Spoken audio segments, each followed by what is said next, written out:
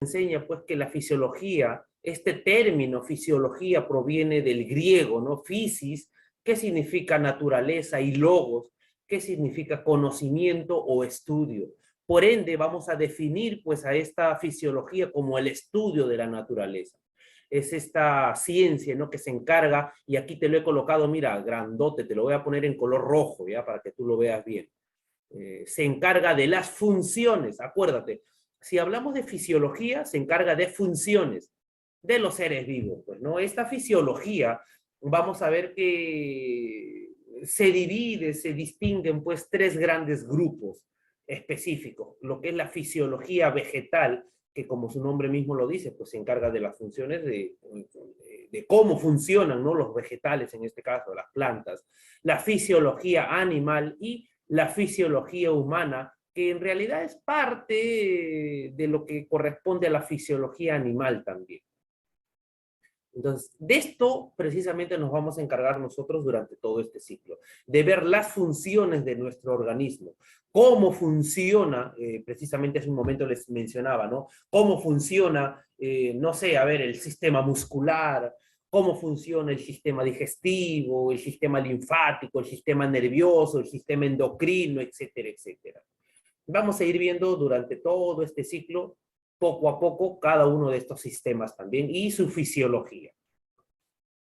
Muy bien, existen, por ende, diferentes tipos de fisiología. No solo la fisiología vegetal, animal o humana, de las que he mencionado hace un momento, sino también nos hablan, pues, la literatura de lo que es la fisiología general, la fisiología comparada, la fisiología celular.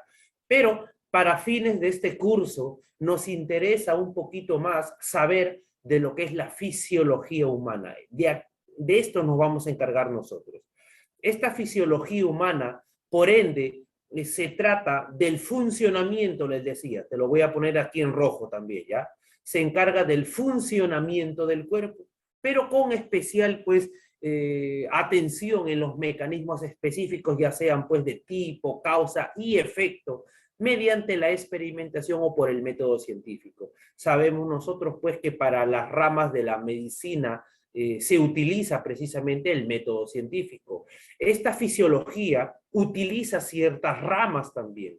Ramas como, por ejemplo, la neurofisiología, la inmunología, la fisiología renal, diferentes ramas que utiliza para que se dé a entender.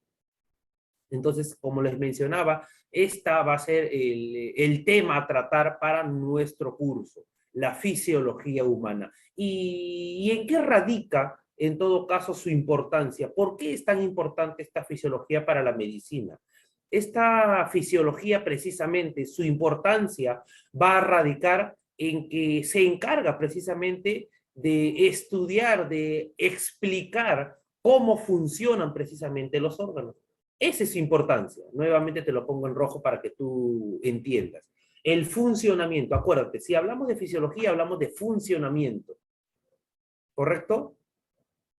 Muy bien, entonces esa es la importancia que tiene la fisiología para nosotros. Y para esto, la fisiología se vale de lo que es la anatomía. Ya hemos estudiado nosotros lo que es anatomía. Se vale de la histología, de la física, de la química y de la biología, que estoy más que seguro que también hemos llevado.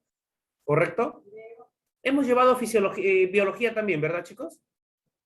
Sí, profesor. Muy bien, perfecto. Ahora, si queremos entender bonito lo que es la fisiología, es necesario entender primero que todo los niveles de organización. Entonces, si revisamos nosotros la literatura, nos vamos a dar cuenta que existen diferentes niveles de organización. Todo ello empezando desde el nivel subatómico. Este nivel subatómico, cuyos elementos se juntan, cuyos elementos se unen para formar el nivel atómico. Estos átomos se unen para formar el nivel molecular. Estas moléculas se unen y forman células, y las células se unen para formar tejidos, y así sucesivamente forman órganos, sistemas y forman un organismo completo.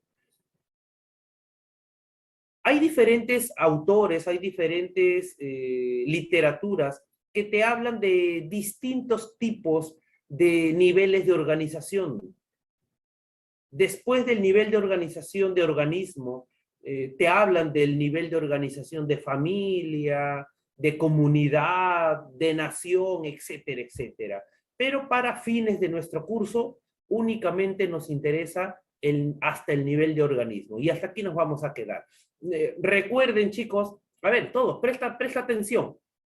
Recuerda de que si tú ingresas a tu aula virtual, en el aula virtual puedes encontrar toda esta información que yo te estoy mostrando ahorita. ¿Ok? De repente por ahí quizá algún término, alguna palabra, alguna frase que no esté, si deseas puedes apuntar todo lo que desees, ¿no? Todo lo que quieras. No hay ningún problema, pero te indico que está en el aula virtual todo, ¿ya? Más bien, si hay algún alumnito, porque sé que está pasando esto, si hay algún alumnito que por A o B motivos tiene problemas para ingresar a su aula virtual o a Luma Plus, me lo hace saber al final de la clase también. ¿Correcto? Muy bien, chicos. Entonces, mencionábamos de que estos niveles de organización del cuerpo empiezan pues desde el nivel subatómico y vamos a estudiarlo hasta el nivel de organismo. ¿Correcto? Si nosotros hablamos entonces del nivel subatómico, decimos pues que este pertenece precisamente al mundo inorgánico y es el más simple de todos ellos. Y va a estar constituido por los protones, electrones, neutrones, positrones, etc. Si nosotros unimos estos elementos, van a formar átomos. Átomos como por ejemplo el carbono, el hidrógeno, el oxígeno, el nitrógeno, lo que seguramente nosotros recordaremos de nuestras clases de química, ¿no? El famoso chon, ¿correcto? Muy bien. Y si nosotros juntamos estos átomos, se forman moléculas.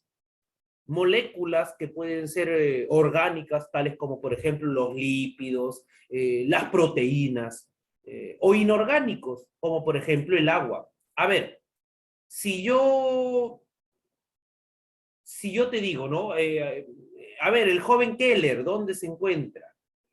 No sabemos su apellido todavía. ¿O es su apellido Keller? Keller Mera. ¿Perdón? Keller Mera. Mera. Ok, joven Sí. Mera. Díganos, ¿cuál es la fórmula del agua? H2O. El H2O. Eso quiere decir que si, mira, acá te lo he colocado, H2O. Si tenemos H2O, quiere decir que existen, en esta fórmula, existen dos átomos de oxígeno y uno de hidrógeno. ¿Eso es correcto, señorita Joaquín Elizabeth? Falso, profesor. Hay 2 de hidrógeno y 1 de oxígeno. Correcto, muy bien. De esto se trata, y seguramente ustedes recordarán en sus clases de química también, ¿ok? De la unión de estos átomos para formar estas moléculas, pero hay que saber cómo es que se unen también. ¿Correcto? Entonces, si nosotros juntamos estas moléculas, ¿qué es lo que van a formar? Forman células. Nosotros ya por cultura general sabemos que la célula pues es la unidad vital, la unidad anatómica, fisiológica, genética de todo ser vivo. Si nosotros unimos estas células, forman tejidos. Y ya estamos en el nivel de tejido. Y si juntamos tejidos, ¿qué es lo que forman? Órganos. Estos órganos, y esto ya lo hemos estado estudiando nosotros en nuestro curso de biología, en nuestro curso de anatomía, estos órganos, al unirse, ¿qué es lo que forman? Sistemas. Sistemas o llamados también el nivel de aparato. Aquí recordaremos, por ejemplo, a ver, vamos a ver, recordaremos un poquito, por ejemplo, el sistema digestivo. ¿Qué órganos forman parte del sistema digestivo? A ver, llamamos a Calixto. Profesor, el estómago. Ok, el estómago, muy bien. Montesa. Elizabeth Montesa. No está. Se quedó dormida. Diego Gallo, Buenos días, profesor. La buenos boca, días. Un la boca, ejemplo de un la órgano. boca. Ok, ya, listo. Chávez, Veramendi, El intestino delgado. listo. Joaquín, El intestino grueso. ya. Samaniego. ¿Dónde está El Samaniego? recto. El El recto. recto, ok, listo, muy bien. Entonces, se dan cuenta, todos estos órganos se unen, todas estas partes se unen para permitir que el cuerpo humano funcione de manera coordinada en lo que nosotros denominamos el sistema digestivo. ¿Cuál es el órgano principal del sistema nervioso? Cerebro, profesor. ¿Cuál es el órgano principal del sistema excretor? ¿Riñones? Los riñones. Riñones, muy bien. ¿Y cuál es el órgano principal del sistema tegumentario?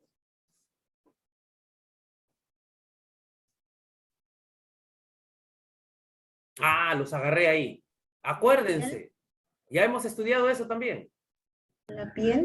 La piel, ya hemos mencionado eso en clases anteriores. Cuando hablamos del sistema tegumentario nos referimos a piel. Correcto, perfecto, entonces hasta ahí. Y ya si nosotros unimos todos estos sistemas, si unimos todos estos aparatos, lo que vamos a tener pues es el nivel de organismo o cuerpo íntegro o individuo, como le denomino. Okay, este es el tema a tratar. Pues entonces, si nosotros hablamos de fisiología, sabemos que todo empieza por esta unidad, pues, anatómica, fisiológica, mínima, pues, del ser humano, ¿no? Que corresponde a nuestra célula. Ya en clases anteriores de biología, hemos estado hablando un poquito sobre lo que es la célula también, ¿correcto? ¿Mencionamos eso o no en clases anteriores? ¿Hemos hablado sobre la célula en clases anteriores, chicos? Profesor, a nosotros nos enseñó anatomía. Sí, anatomía. Ok, pero ¿y no hemos llevado biología? ¿No han llevado ustedes biología? Sí, Sí, con otra con profesora. otro profesor. Ah, pero entonces, y en biología, cuando hemos llevado biología, ¿les enseñaron un poquito sobre lo que era la célula? Sí, profesor. Sí, sí, profesor. Sí, ya ven que sí. Muy bien. Sí, Dime, profesor. ¿qué tipo de reproducción tiene la célula?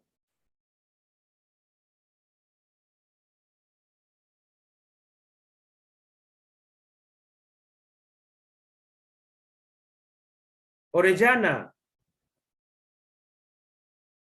Orellana Vivanco. ¿El ser humano qué tipo de células tiene? Células, Orellana Vivanco.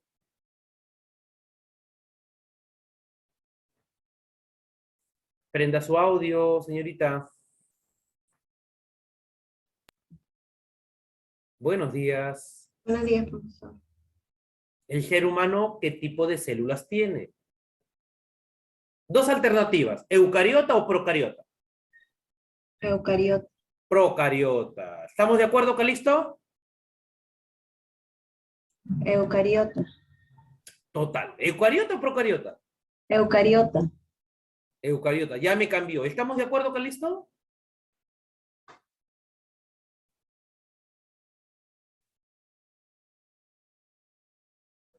profesor es eucariota. Eucariota. Ok, muy bien. ¿Y cuál es más evolucionada en todo caso? ¿La eucariota o la procariota? La eucariota. La eucariota es mucho más evolucionada, correcto. Entonces, cuando nosotros hablamos de la célula, la literatura nos dice pues que es esta unidad anatómica, funcional, morfológica, fisiológica, genética, pues de todos los seres vivos, ¿no? Y a medida que esta célula se torna mucho más compleja, por ende sus funciones también van a ir expandiéndose. Por eso mismo nosotros sabemos que las células procariotas son mucho más sencillas, son mucho más primitivas con respecto a la célula eucariota, que es la que nosotros tenemos y la cual tiene muchas funciones también. ¿Okay? Esa es nuestra célula.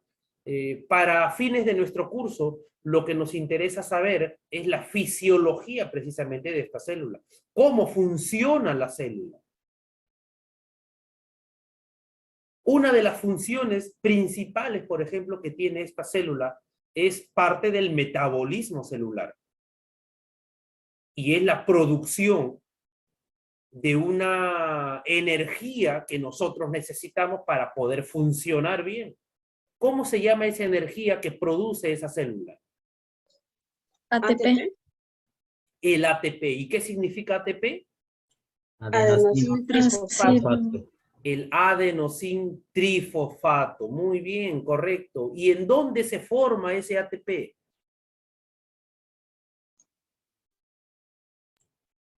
En el núcleo, profesor.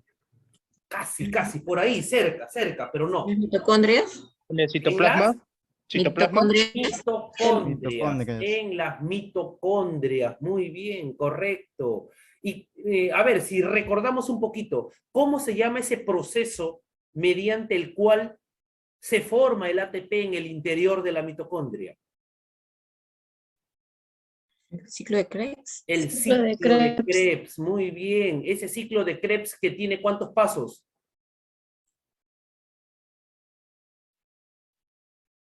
8, profesor. 8 pasos, muy bien, correcto. ¿Ya han llevado química ustedes? ¿O están llevando química?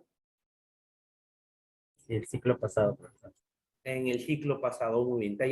Ya están tromes entonces en química, ¿verdad? Muy bien. Curso básico para ustedes, chicos, química. Entonces, si nosotros hablamos de la célula, estamos recordando un poquito lo que ya en biología hemos visto. Si hablamos de la célula, sabemos que esta célula tiene 3 elementos básicos. Primero que todo, la membrana plasmática, que es la que va a envolver toda la célula, la que divide la parte externa de la parte interna de esta célula. Tenemos el citoplasma, que es el líquido interno que se encuentra protegido, encapsulado, podríamos decirlo de alguna manera, por la membrana plasmática. Y el material genético que sabemos que es el ADN, que se encuentra en el interior del núcleo celular. Señorita Samaniego, este material genético, este ADN, se encuentra, como hemos dicho, en el núcleo de las células procariota. ¿Eso es correcto? Falso. ¿Por qué falso, Samaniego?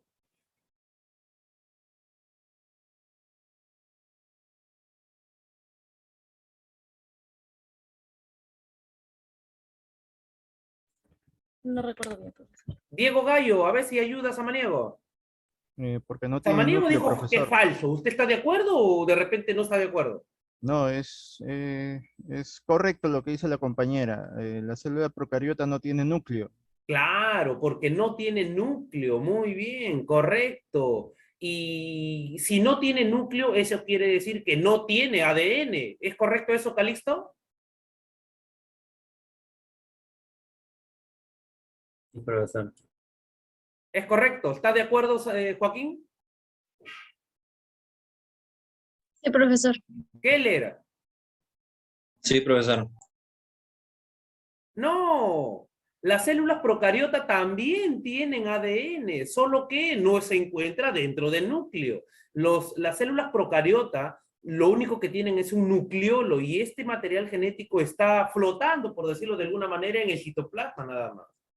¿Ok? Pero sí tiene ADN también. ¿Ok? No es que solo la célula eucariota va a tenerlo. Correcto, chicos, acuérdense siempre de eso. Eso también lo hemos visto nosotros en el curso de anatomía, o perdón, de biología, ¿no? Cuando ustedes han llevado biología también se ha visto eso. Muy bien. Entonces, esa es nuestra célula, que va a cumplir 3 funciones específicas. Primero que todo, la nutrición, relación y reproducción. Hace un momento pregunté, ¿qué tipo de reproducción tiene la célula? La célula eucariota, para empezar. Sexual. Ok, muy bien. Y cuando hablamos de ese tipo de reproducción, ¿a qué nos referimos? A la Mitosis y meiosis, profesor. ¿Perdón? Mitosis y meiosis. Mitosis y meiosis. Muy bien, correcto. Y si hablamos de la mitosis, ¿en dónde vemos esa mitosis?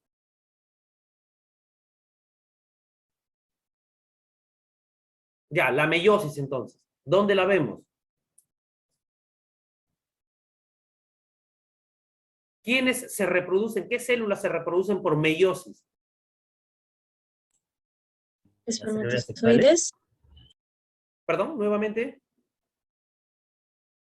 Los espermatozoides. Ok, las células sexuales, ¿no? Espermatozoides, óvulos también. ¿Correcto? Muy bien. ¿Y cómo se llama ese proceso mediante el cual se forman los óvulos? Ovogénesis. Ovogenesis, muy bien. ¿Y los espermatozoides? Espermatogénesis. Espermatogénesis, muy bien, correcto. Veo que se acuerdan, muy bien, chicos. Muy bien. Perfecto, entonces. Entonces, si nosotros hablamos sobre la célula, si bien es cierto, tiene estos tres elementos primordiales, ¿ok? No son los únicos. Tenemos también otros elementos dentro de la organización celular, como son el citoplasma, el citosol, orgánulos, citoesqueleto, centrosoma, cilios, membrana plasmática. Hoy día vamos a recordar un poquito, vamos a mencionar un poquito sobre cada uno pues, de estos temas que ya seguramente hemos visto en el curso de biología. ¿Ok, chicos? Muy bien. Comenzando con el núcleo, sabemos que este es uno de los elementos principales de nuestra célula eucariota, ya que va a contener, ya que va a albergar, pues, a nuestro ADN, ¿ok? Y aquí estamos hablando, pues, del ADN celular. Ahora, la pregunta es, ¿únicamente en el núcleo vemos ADN? ¿O existe quizá alguna otra parte de nuestra célula en donde también podemos encontrar ADN?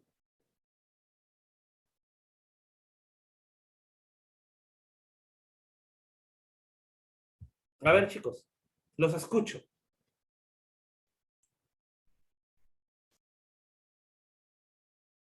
Profesor, buenos adelante. días. ¿También se puede ver en las mitocondrias? Como En usted las lo nombró. mitocondrias, muy bien, correcto. Por eso es que cuando nosotros hablamos de ADN, hablamos de un ADN nuclear y hablamos también de un ADN mitocondrial. Y eso es lo que explica muchas veces la relación que existe entre ciertas enfermedades y la herencia del lado materno. ¿Por qué? Como por ejemplo, si nosotros hablamos de la, no sé, a ver, de la diabetes quizá, no la diabetes tipo 2, ¿no? Que es adquirida, sino la diabetes tipo 1, la congénita. ¿Por qué decimos que esta diabetes tipo 1 es hereditaria y solo por el lado materno? ¿Por qué no por el lado paterno? Porque recordaremos que cuando el óvulo se une con el espermatozoide, dime, primero, antes de continuar, exactamente en qué lugar del cuerpo humano se produce esta fecundación, esta unión. ¿Recuerdas tú? Las trompas de falopio, profesor. Muy bien, ¿en qué parte específica de la trompa de falopio?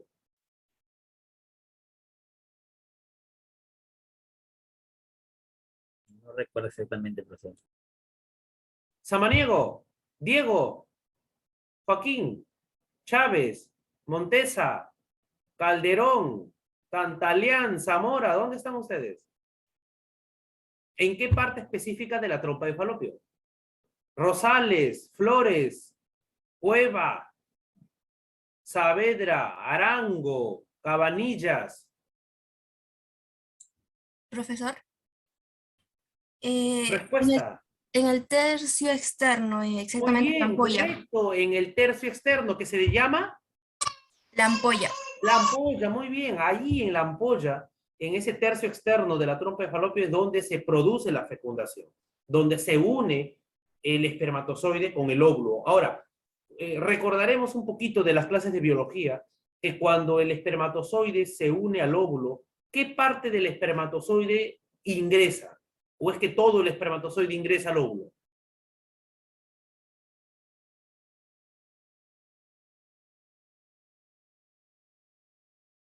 La cabeza, profesor.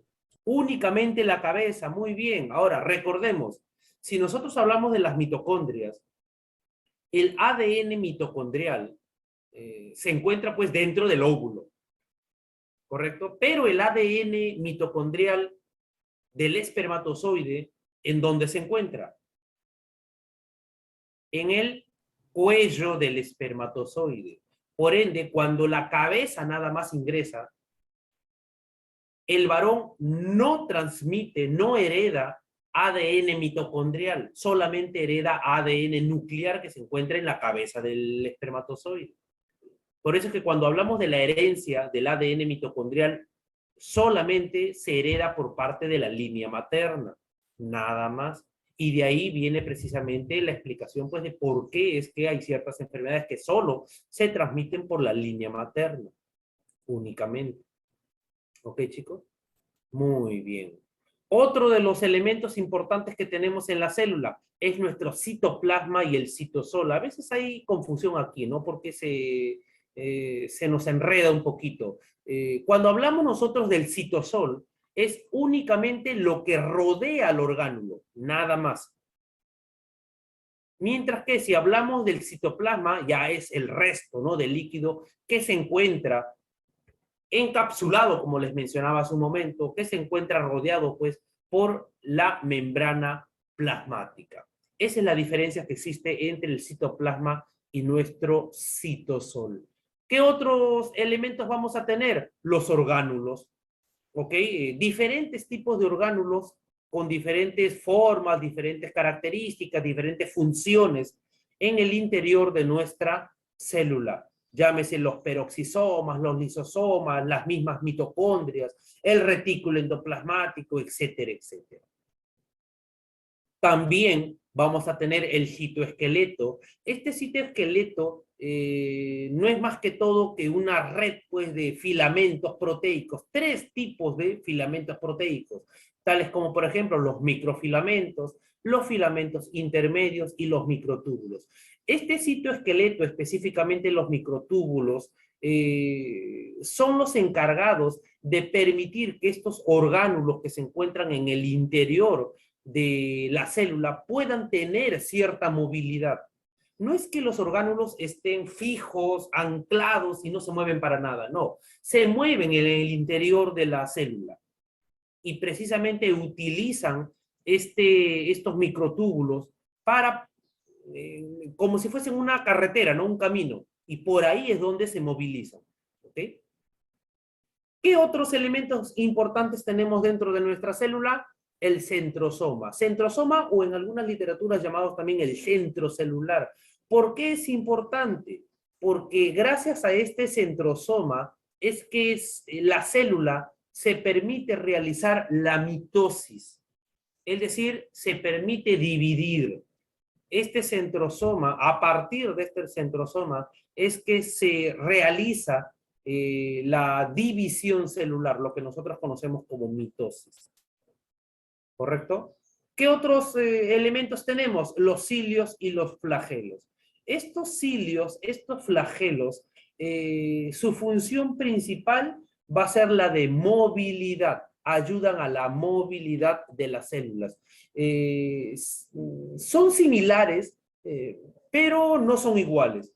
Si hablamos de los cilios, son pequeñas, ¿cómo se diría? Pequeños apéndices, ¿okay? Pequeñas alargaciones que permiten pues, la movilidad de ciertas células, como por ejemplo los cilios que pertenecen al óvulo. Esos cilios son los que permiten que el óvulo se movilice. ¿Ok? Es una de las razones por las cuales se moviliza ese óvulo. Y cuando hablamos del flagelo, ¿quién tiene flagelos? El espermatozoide.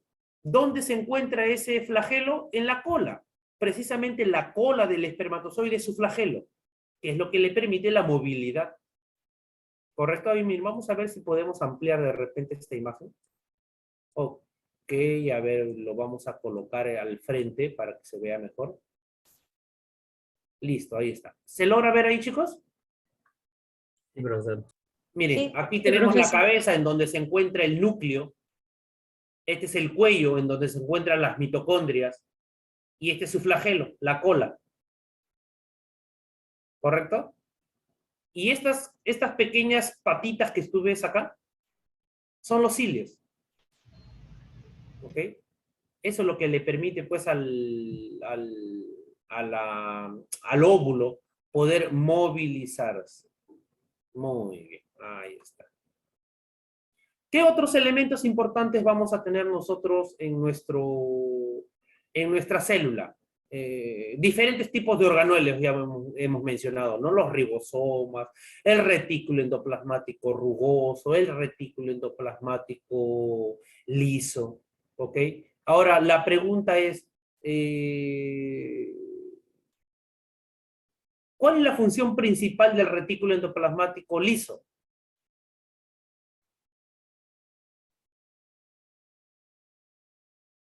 A ver, acordémonos un poquito.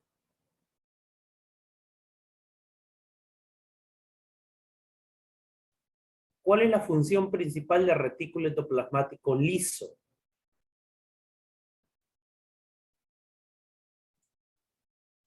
¿Te acuerdas un poquito? Puede ser la síntesis de colesterol en lípidos y también la desintoxicación de ciertos Ok, fármacos. muy bien, muy bien. Si nosotros hablamos del retículo endoplasmático liso, su función principal va a ser la de síntesis ¿de qué? De lípidos. Muy bien. Y si hablamos del retículo endoplasmático rugoso, ¿cuál es su función? Síntesis de proteínas. Síntesis de proteínas, perfecto. Les voy a dar, chicos, a ustedes un pequeño, no, bueno, no sé, de repente por ahí ya lo sabían, una pequeña mnemotecnia, para que te acuerdes siempre, ¿ya? Mira acá, mira la pantalla. Retículo endoplasmático liso. ¿Con qué comienza? Con la L, ¿no? ¿Ok?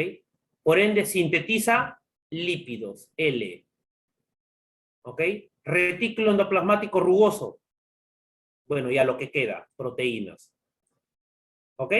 Con esto no te vas a olvidar nunca, ¿ya? Muy bien. ¿Qué otros elementos importantes nosotros vamos a tener a nivel de nuestra célula? El complejo de Golgi. Este complejo de Golgi que modifica, nos dice la literatura, clasifica, envuelve y transporta pues las proteínas que recibe del retículo endoplasmático rugoso.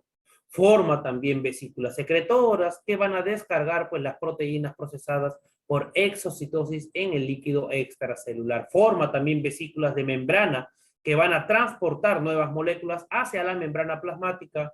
Forma vesículas de transporte que llevan moléculas a otros orgánulos, como los lisosomas. Esa es su función de nuestro complejo de Golgi.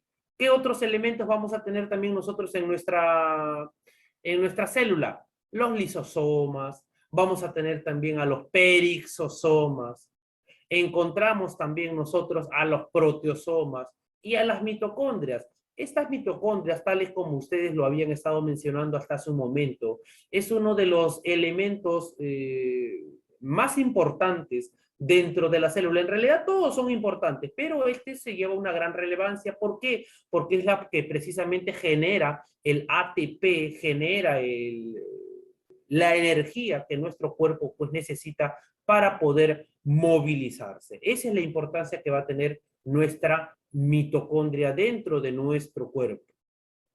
¿Correcto? Muy bien. Ya nosotros hace un momento estábamos mencionando pues que este adenosín trifosfato se forma en el interior de la mitocondria mediante este proceso al cual le denominamos el ciclo de Krebs. Muy bien, chicos. ¿Qué otro elemento importante tenemos en nuestra célula? Uno muy importante que precisamente es la membrana plasmática, que es lo que nosotros estábamos mencionando hasta hace un momento, ¿no? Que es la que hemos dicho encapsula, la que protege a la célula, ¿no? Separa el medio externo de la célula del medio interno, ¿ok? ¿Cómo está formada? Formada pues por esta bicapa lipídica, esta doble capa de lípidos. Y esta doble capa de lípidos está formada ya sea por fosfolípidos, por colesterol, por glucolípidos, ¿correcto? Cubierta pues por proteínas que van a rodear pues a nuestro citoplasma. Citoplasma que como ya sabemos es el lugar en donde se agrupan pues estos organelos celulares. Muy bien, chicos. La célula es la unidad básica y fundamental de la vida. Todos los seres vivos están formados por células. Independientemente del tipo celular del que hablemos, todas las células tienen tres estructuras en común. La primera de ellas es la membrana celular o membrana plasmática que separa a la célula del exterior. Además, todas las células contienen un citoplasma y todas ellas también contienen ADN o material genético. En la naturaleza existen dos grandes grupos o dos grandes tipos de células, las células eucariotas y las procariotas. Las células eucariotas se caracterizan por tener orgánulos y entre ellos se caracterizan por tener el núcleo, que contiene la información genética. Estas células son células más evolucionadas de organismos superiores, como animales o plantas. Por otro lado, las células procariotas son células menos evolucionadas, más simples, y en ellas el ADN no está en el núcleo, sino que está libre en el citoplasma. Estas células no tienen núcleo. Son características de organismos más sencillos, más simples y de vida unicelular, como las bacterias. ¿Qué son los orgánulos? Pues podemos decir que los orgánulos son pequeños órganos dentro de la célula, con unas funciones muy especializadas y muy concretas. Empecemos hablando del órgano central, del órgano central de la célula, que es el núcleo. El núcleo es el centro de mando celular, ya que contiene el ADN o información genética. ¿Qué le dice a la célula? ¿Qué es lo que tiene que hacer y cómo lo tiene que hacer? Este ADN puede encontrarse de manera dispersa en forma de cromatina cuando la célula está en estado de reposo, y cuando la célula se va a dividir, el ADN se organiza en unas estructuras denominadas cromosomas que aseguran que los genes se repartan por igual a las dos células hijas. Además, dentro del núcleo también nos encontramos al nucleolo, que es una estructura encargada de fabricar los ribosomas. Una vez producidos, los ribosomas viajan al citoplasma a través de los poros nucleares, y estos ribosomas son estructuras muy importantes, son orgánulos muy importantes para la célula, ya que se encargan de la síntesis de proteínas. Los ribosomas pueden encontrarse libres, flotando en el citoplasma, pero normalmente suelen encontrarse adheridos al retículo endoplasmático. En este caso, hablamos de retículo endoplasmático rugoso, cuando tiene adheridos ribosomas, o de retículo endoplasmático liso, cuando no los tiene adheridos. En ambos retículos ocurre respectivamente la síntesis de proteínas y de lípidos. Cuando viajamos al interior del retículo endoplasmático vemos la síntesis de proteínas. Las proteínas son terminadas por los ribosomas y son empaquetadas en unas vesículas, unos paquetes, que hacen que viajen desde donde son producidas, desde el retículo endoplasmático rugoso, viajan hasta el siguiente orgánulo, que es el aparato de Golgi. El aparato de Golgi se encarga de la maduración de proteínas que ocurre dentro de este orgánulo, y esta maduración consiste en que las proteínas adquieran la configuración espacial tridimensional necesaria para que puedan desempeñar su función, y además, en muchos casos, también la maduración consiste en la adición de moléculas, como por ejemplo la adición de lípidos a las proteínas o la adición de hidratos de carbono específicos que hacen que la proteína desempeñe su función. Además, las células también presentan vacuolas. Son muy características de células vegetales, que suelen presentar una gran vacuola central responsable de regular su tamaño y su volumen hídrico. También las células animales presentan vacuolas y presentan lisosomas. Los lisosomas son los aparatos digestivos de las células que se van a encargar de digerir todo el material que le sobra a la célula, el material que la célula ingiere, etc.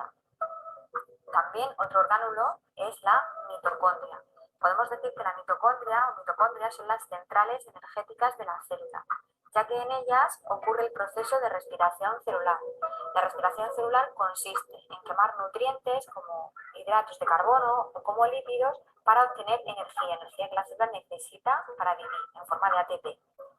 Además, la célula contiene un esqueleto, un citoesqueleto interno, que es el responsable de su forma y es el responsable de que los orgánulos estén en la posición correcta. Uy, ¿qué pasó? Se salió, ¿no? El video, chicos. Sí, profesor.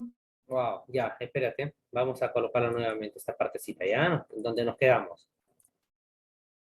Permíteme un ratito. Ya.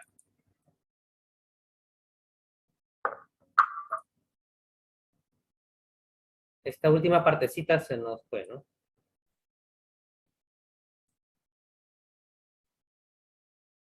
Nos quedamos por acá. Es decir, que la mitocondria o mitocondrias son las centrales energéticas de la célula, ya que en ellas ocurre el proceso de respiración celular. La respiración celular consiste en quemar nutrientes como hidratos de carbono o como lípidos para obtener energía que la célula necesita para vivir en forma de ATP.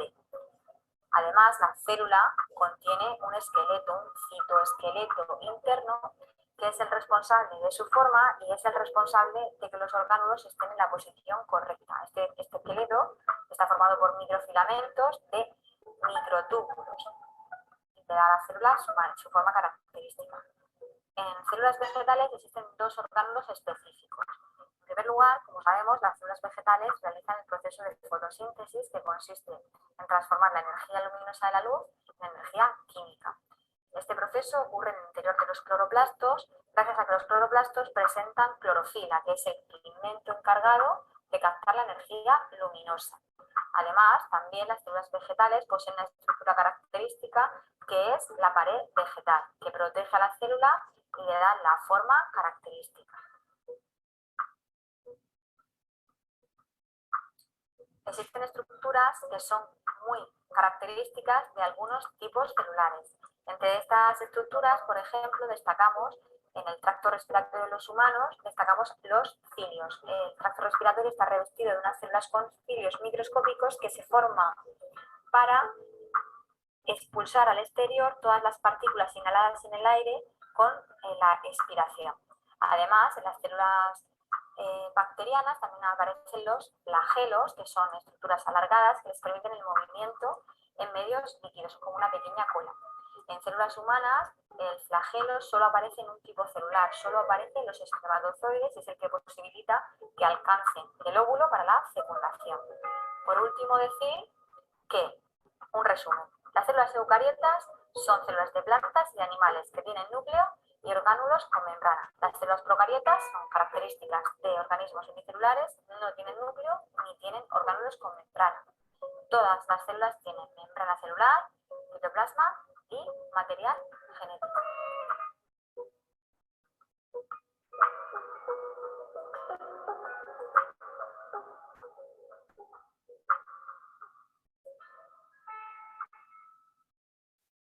Ok, chicos, muy bien. Hasta aquí entonces este pequeño videíto pues, que nos habla sobre cómo es que tiene su estructura esta célula. Muy bien, chicos. A ver, ahorita son las 11:40. Se nos ha pasado. ¿Por qué no me pasan la voz ustedes, chicos?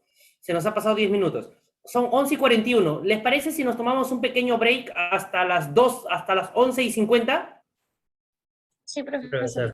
Sí, y volvemos 11:50, ¿ya, chicos? Sí, profesor. Ok, listo, chicos, gracias.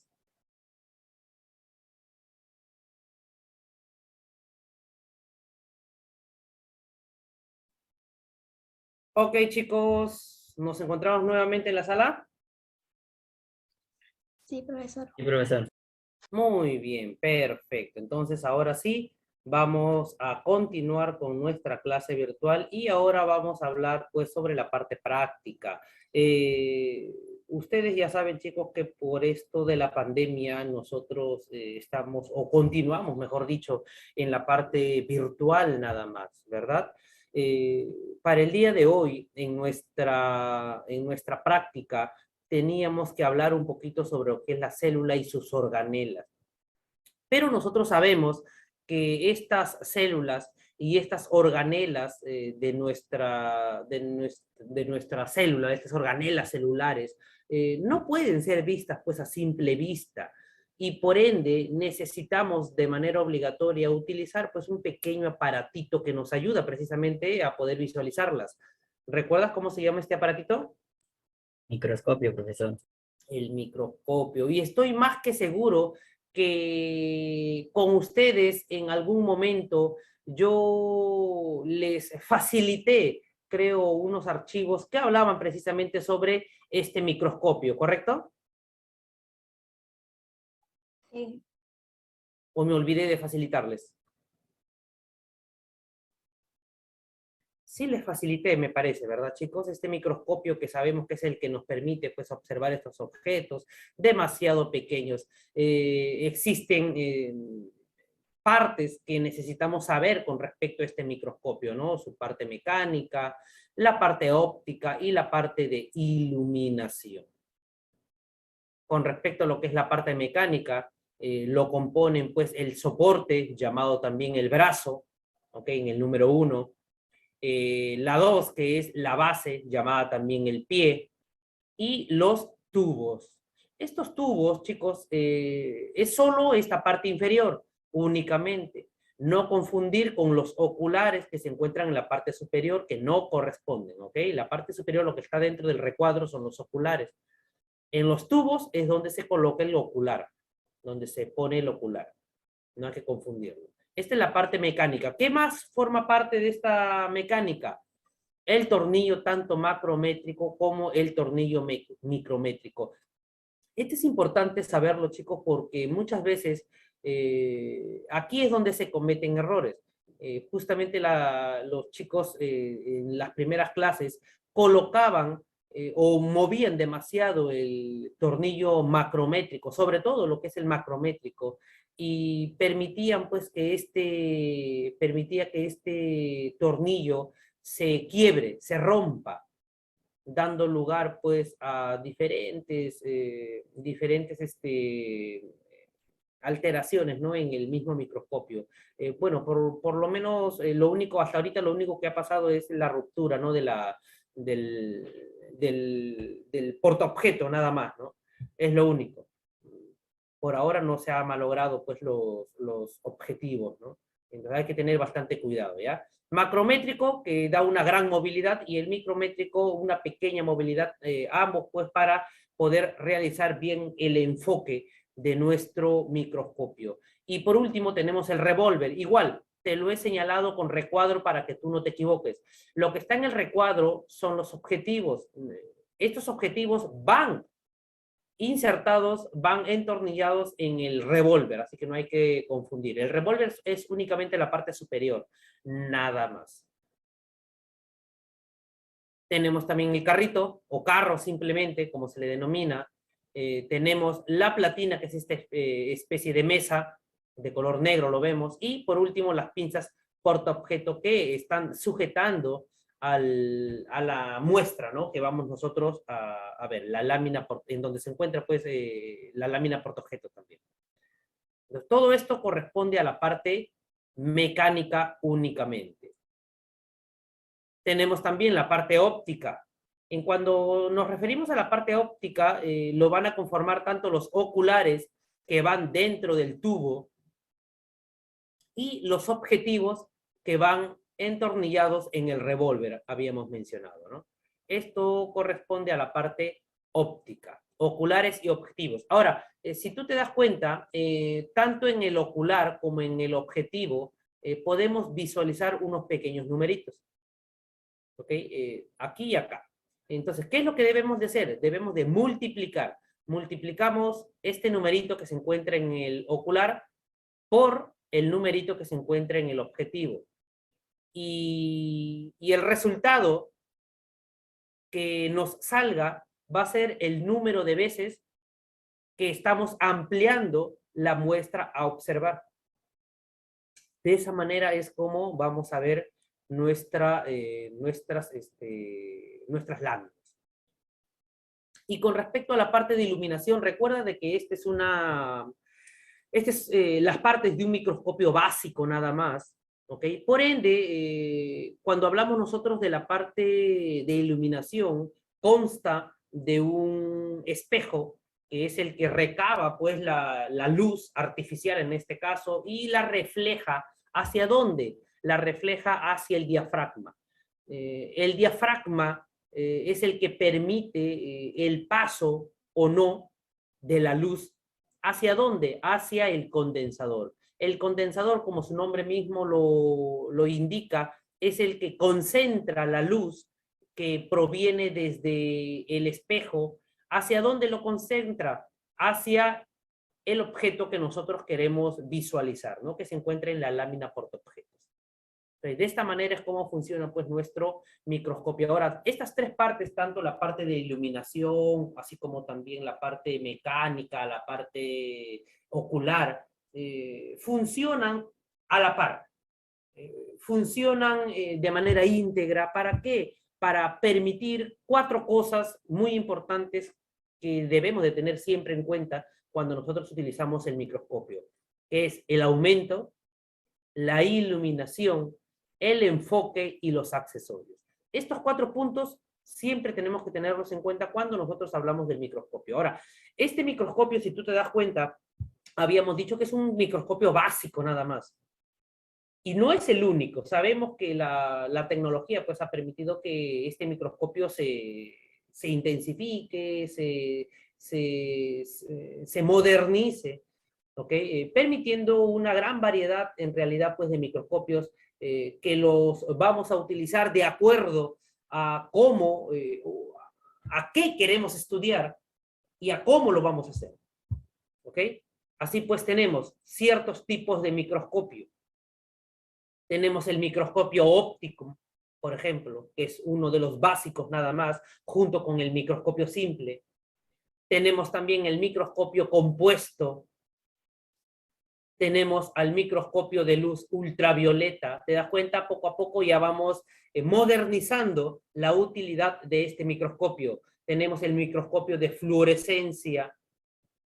Tenemos también el microscopio petrográfico. De acuerdo, la utilidad va a ser de acuerdo a lo que queremos estudiar. Tenemos también el microscopio de campo oscuro. Tenemos al microscopio de contraste de fases. El microscopio de luz polarizada. Tenemos también el microscopio confocal. El microscopio electrónico. El microscopio electrónico de transmisión.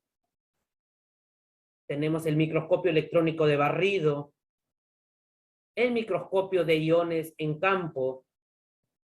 Tenemos el microscopio de sondas de barrido. Tenemos el microscopio de efecto de túnel. Y por último mencionaremos el microscopio de fuerza atómica. Como te das cuenta, diferentes tipos de microscopio. Cada uno mucho más potente que el otro. Y cada uno de acuerdo a la utilidad que nosotros le vamos a dar, de acuerdo al estudio que nosotros queremos realizar. ¿Ok? Muy bien, chicos. Este es nuestro microscopio. Microscopio que sabemos que tenemos que cuidarlo. Ya en alguna ocasión ustedes han tenido contacto con este aparatito. ¿Lo han usado en alguna ocasión, chicos?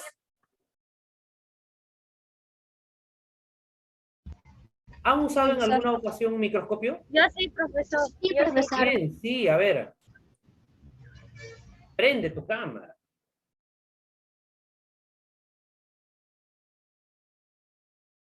Ya se me fue ya. Ok, bueno, ya seguro ahorita más de un ratito prenderá su cámara la señorita.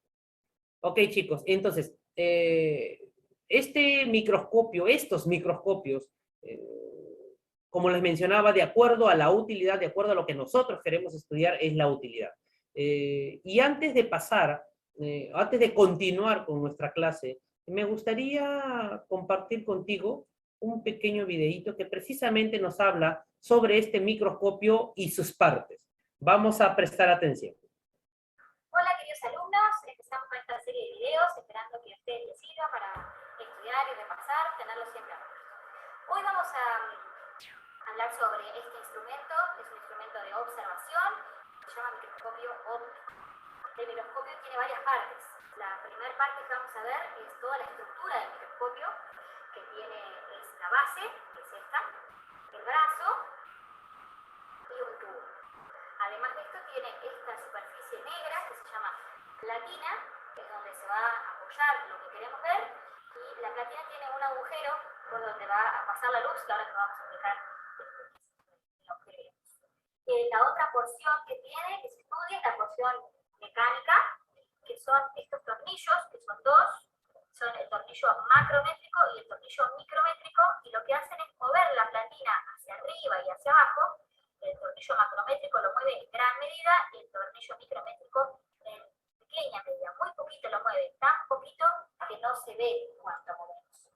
Y la otra porción, la otra parte de mecánica es esto que está aquí, que se llama revólver, los revólveres, y gira y sostiene estos tubitos que están acá, que se llaman lentes, ahora los vamos a ver.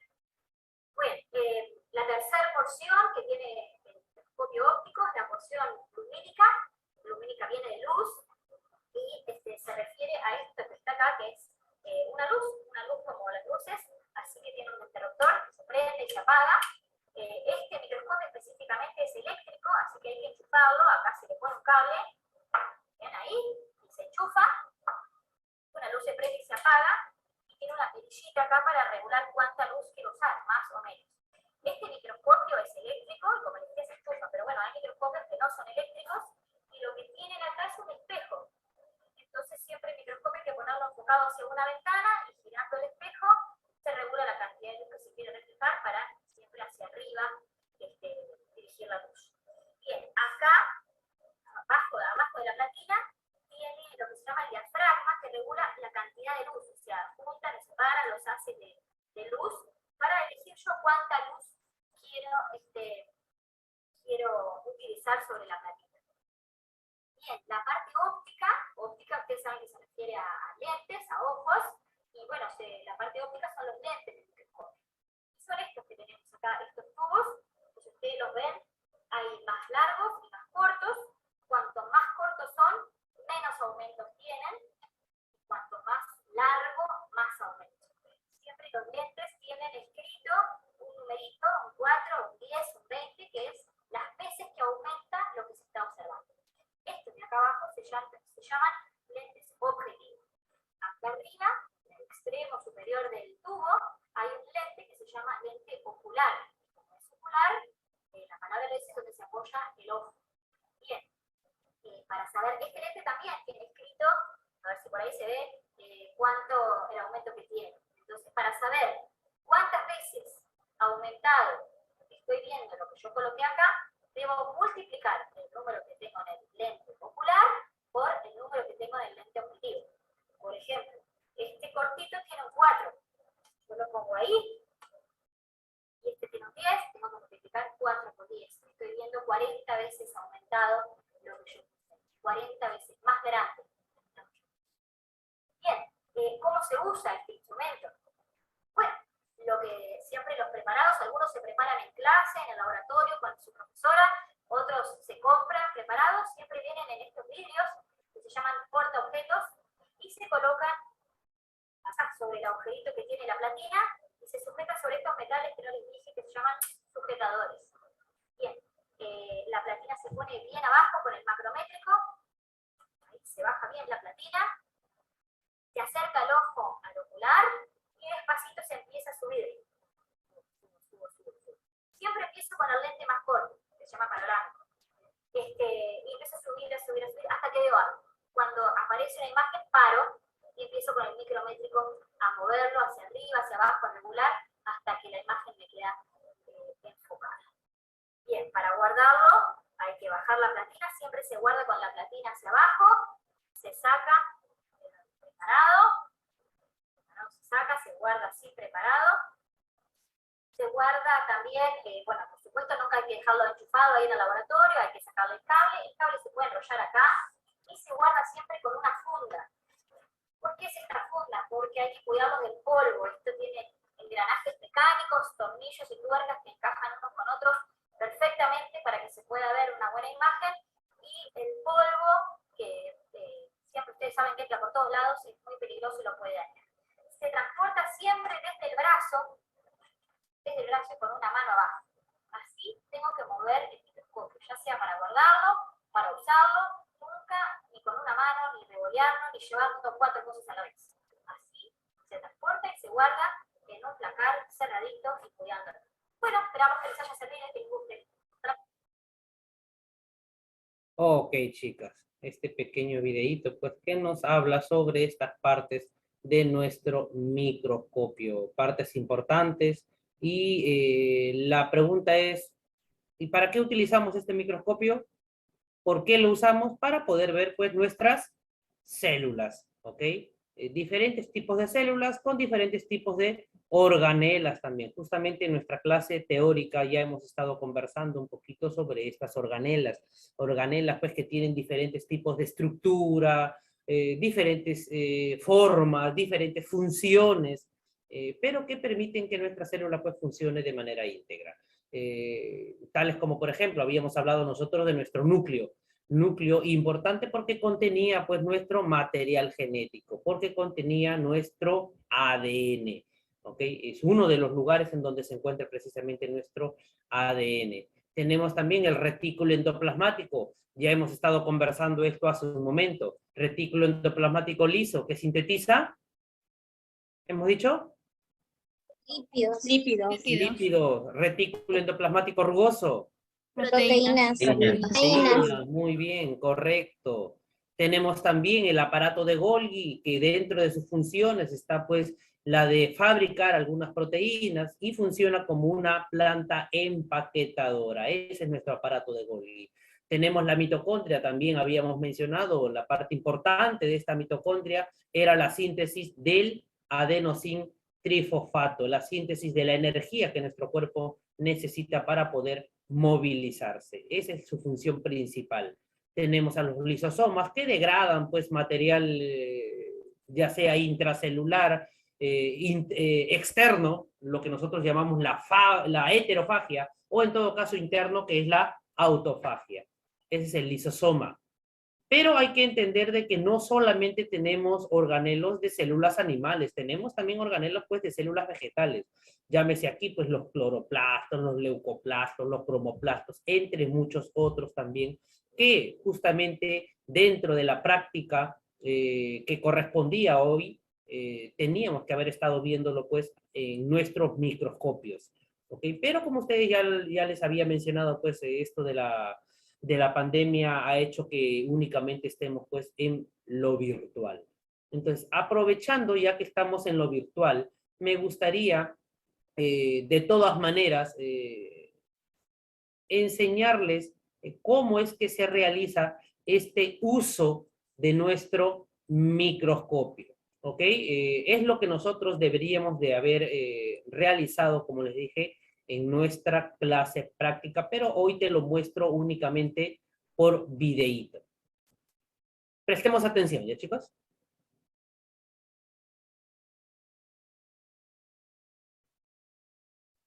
Vamos a preparar 3 muestras para luego observarlas al microscopio. Una muestra de paramecios, otra de tejido de cebolla y otra de células de reserva de la papa.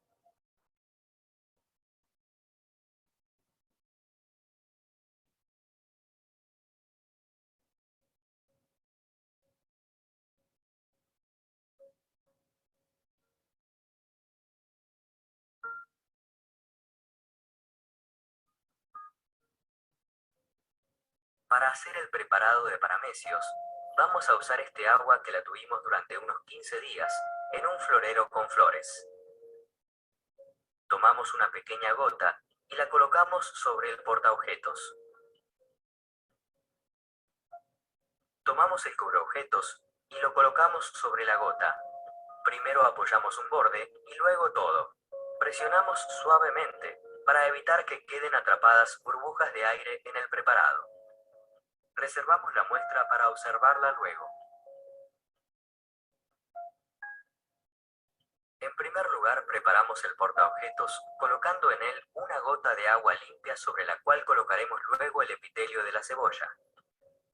Para obtener el tejido epitelial de la cebolla, tendremos que usar el bisturí. Y para armarlo, desenvolvemos la hoja con cuidado y la ajustamos al mango de la siguiente manera.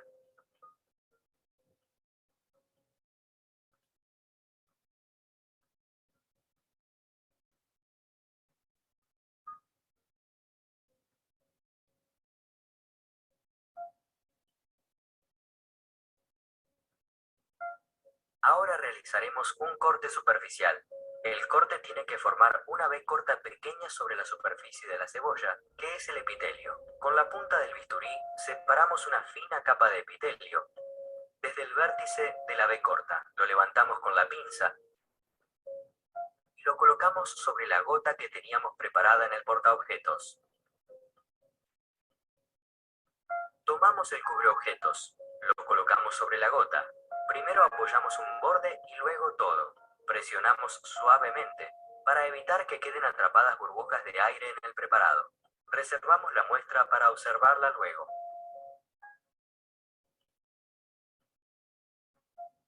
En primer lugar, preparamos el portaobjetos colocando en él una gota de agua limpia, sobre la cual colocaremos luego la muestra de papa. Cortamos la papa por la mitad y, con la cuchara espátula, raspamos un poco su interior. El material resultante se coloca sobre la gota que habíamos preparado sobre el portaobjetos.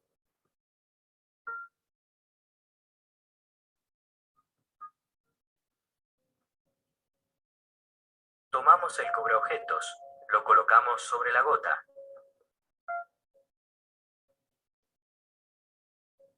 Reservamos la muestra para observarla luego. Este preparado se puede aprovechar para observar la presencia de almidón dentro de las células de reserva de la papa. Para ello, utilizaremos el reactivo indicador Lugol. Podemos aprovechar el mismo preparado de papa o hacer uno nuevo. Y colocamos una gota de Lugol en uno de los lados del cubreobjetos. Vemos que el colorante ingresa paulatinamente al preparado. Para favorecer el ingreso homogéneo del colorante, se puede colocar papel absorbente sobre el lado opuesto del cubreobjetos.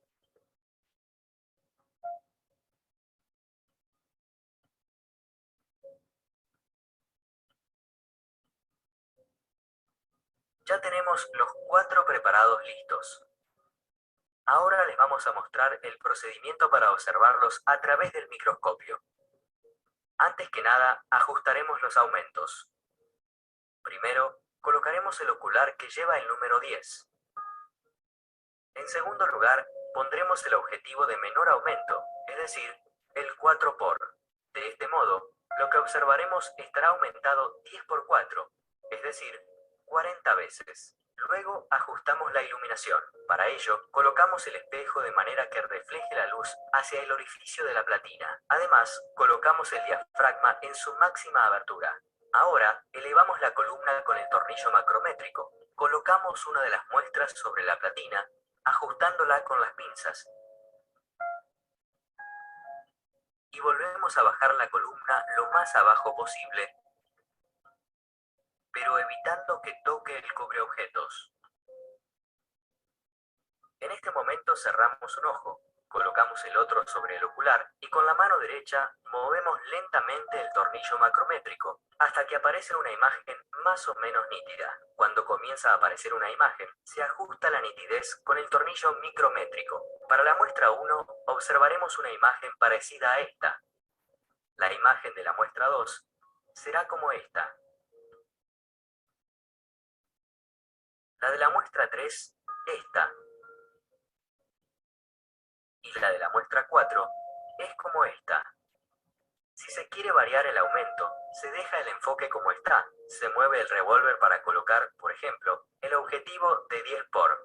Y luego se vuelve a enfocar con ambos tornillos. De esta manera, estaremos observando la misma muestra, pero ahora con un aumento de 10 en el ocular y de 10 en el objetivo. O sea que veremos el objeto aumentado 100 veces.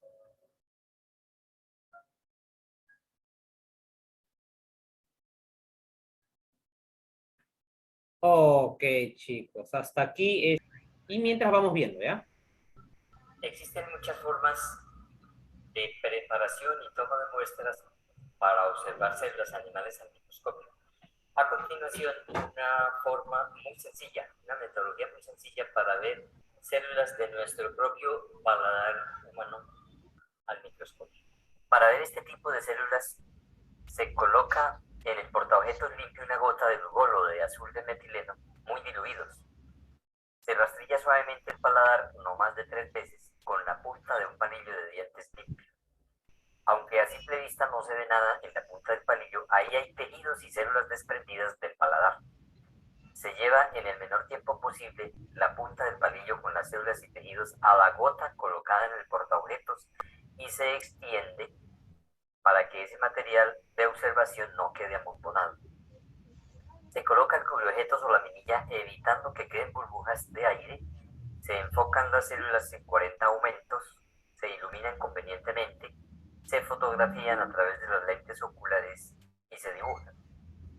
Se identifica y señala el conjunto de células que forman el tejido epitelial, las células libres, sus formas, sus partes, membrana, núcleo y citoplasma.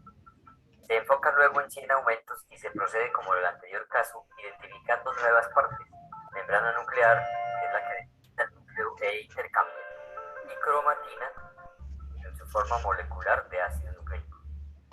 Se enfoca en 400 aumentos y se observan los poros de la membrana celular y organelos u orgánulos.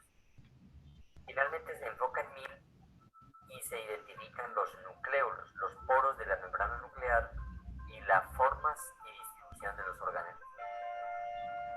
También se puede estimar el tamaño celular y su geometría. En todos los casos, a cada parte identificada se le debe consultar su función. Por ejemplo, el tejido epitelial bucal tiene función protectora contra daños mecánicos y microorganismos. Otros epitelios, como el intestinal, absorben. El respiratorio elimina. El glandular excreta o secreta. El del hígado almacena. El de la lengua degusta. El de los tejidos nasales onomatopean y el del tímpano reproduce ondas y genera la audición. La célula epitelial es la unidad estructural, funcional y genética del tejido epitelial. La membrana es envoltura celular, nuclear y de los organelos, que comunica con otras células o con su cavidad. El núcleo es el organelo que contiene el ácido nucleico en forma de cromatina y del nucleolo. Con la misma metodología se pueden tomar muestras de epitelio bucal en animales, ya que no hay muchas diferencias entre nuestras células y las de las células epiteliales animales. Desde luego que, tratándose de animales, hay que tener mucho cuidado.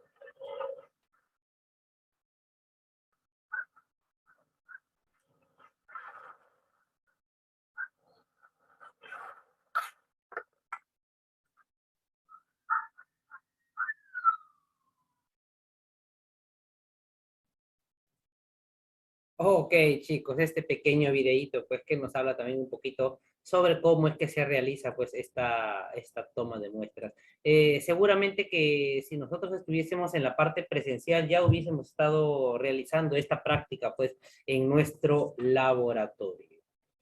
¿Alguna consulta hasta aquí?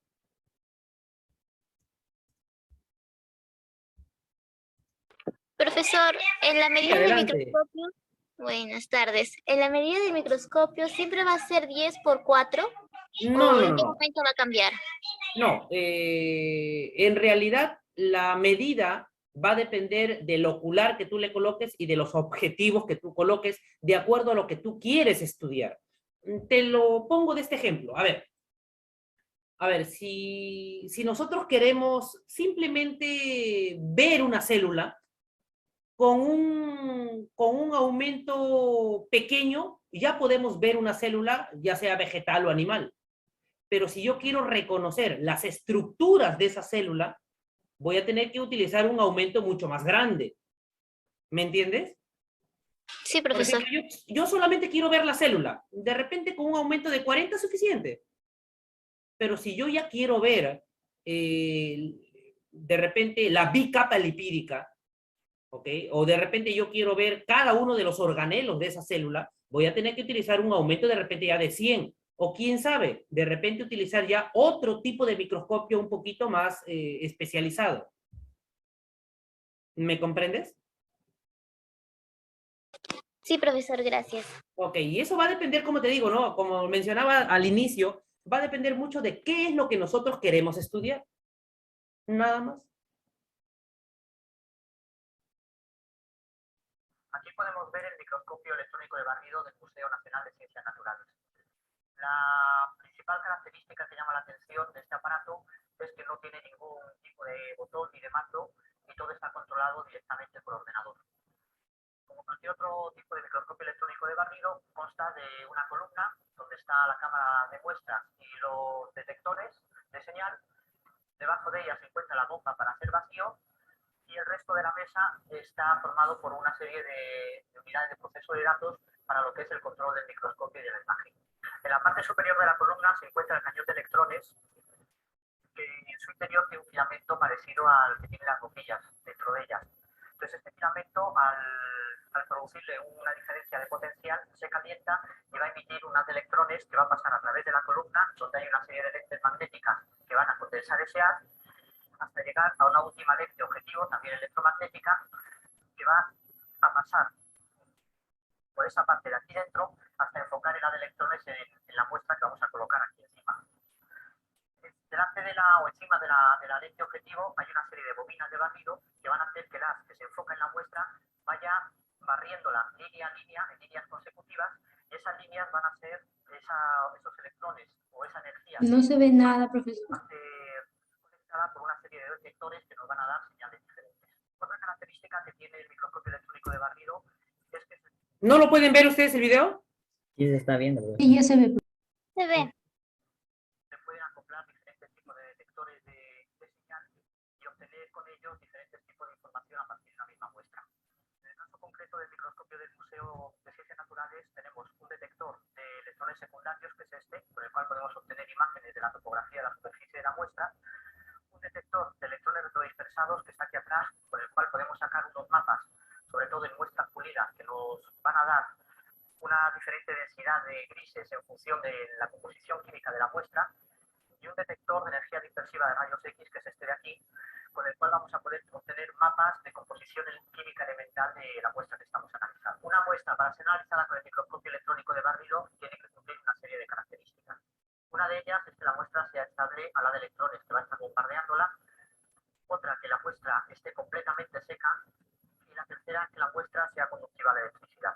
Una vez que la muestra está limpia y seca, hay que colocarla sobre los portas especiales, que son característicos de cada microscopio, y pegarlos en ellos mediante unas etiquetas de carbono adhesivas por los dos lados o una pintura especial con hilas de plata. En el caso de muestras geológicas, con la que estamos preparando, la preparación es muy sencilla. En el caso de muestras biológicas, la preparación es mucho más complicada, ya que hay que fijar el material, ya sean células o tejidos, para que no se estropeen después de la muerte celular, y además tenemos que deshidratar esa muestra y secarla para que sea estable debajo del lápiz de electrones. Si las muestras no son metálicas, tenemos que hacerlas conductoras a la electricidad. Para ello utilizamos este aparato, que es un metalizador por el patering. Colocamos la muestra en su interior y lo que vamos a hacer en él es primero vacío dentro de la cámara. Empezamos a introducir dentro una pequeña corriente de algo y después la sometemos a una diferencia de potencial de unos 3000 voltios, de manera de que en el interior de la cámara donde está colocada la muestra se crea un ambiente de plasma. En este ambiente de plasma, los átomos del árbol muy excitados van a estar chocando con una tarjeta de oro que hay en la parte superior del aparato, del cual van a ir arrancando el oro átomo a átomo, y este va a ir cayendo sobre la muestra como si fuera una especie de lluvia de oro. Este oro, una vez que va depositándose sobre la muestra, se nuclea y forma sobre una costra continua muy fina, del espesor aproximadamente de 10 o 15 millonésimas partes de milímetro, haciendo que la muestra sea conductiva a la electricidad. Una vez que la muestra está completamente metalizada y es conductora de la electricidad, podemos introducirla en la cámara de muestra del microscopio electrónico. Cuando los electrones llegan a la superficie de la muestra, las partes que están más levantadas tienen más probabilidad de que los electrones reboten en ellas que las partes que están más hundidas. De manera que de aquí van a llegar, de estas partes altas van a llegar más electrones al detector que de las partes que están en la zona más bajas. El ordenador se encarga de cuantificar esos electrones que están llegando al detector y acoplarlos a una escala de grises que luego nos va a dar la imagen en la pantalla. La imagen que vemos en la pantalla puede servir para ilustrar una de las aplicaciones de la microscopía electrónica de barrido en biología. Se trata de un pequeño coleóptero de menos de 2 milímetros de longitud, del cual estamos observando una de las patas anteriores.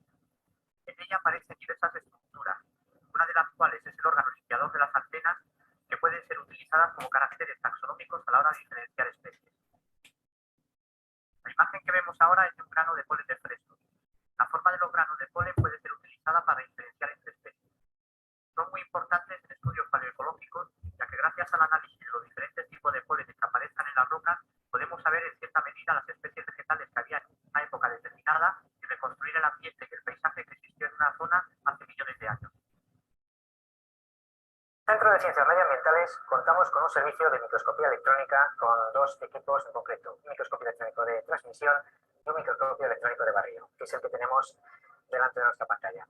Este microscopio lleva acoplado un sistema de frío para poder preparar las muestras que están hidratadas.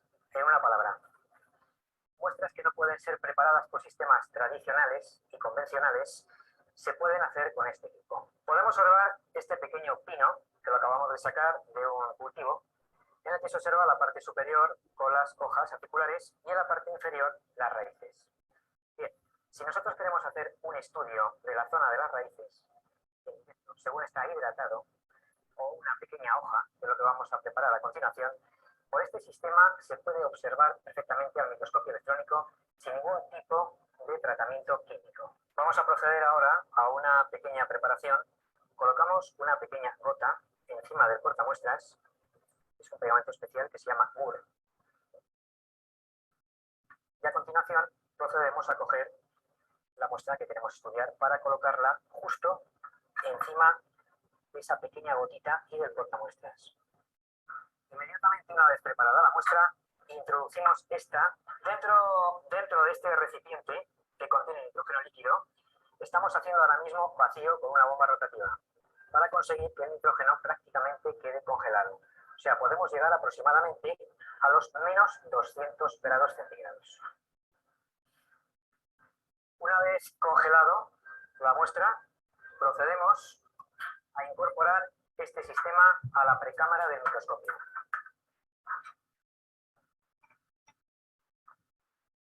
Podemos observar en la imagen dos pequeñas manchas blancas que corresponden al pegamento especial GUR, y a la izquierda se puede observar en pequeño tamaño el fragmento de la pequeña hoja de pino, que es la que vamos a proceder a continuación a introducirla en el microscopio, en la cámara, y poder observarla.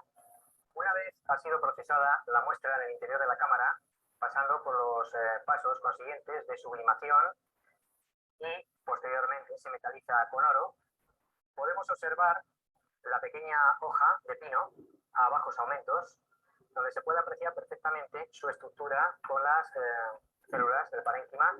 Ahora vamos a hacer un zoom para terminar de observar en los vasos centrales unos pequeños detalles donde pondremos la señal con una micra para saber el tamaño real.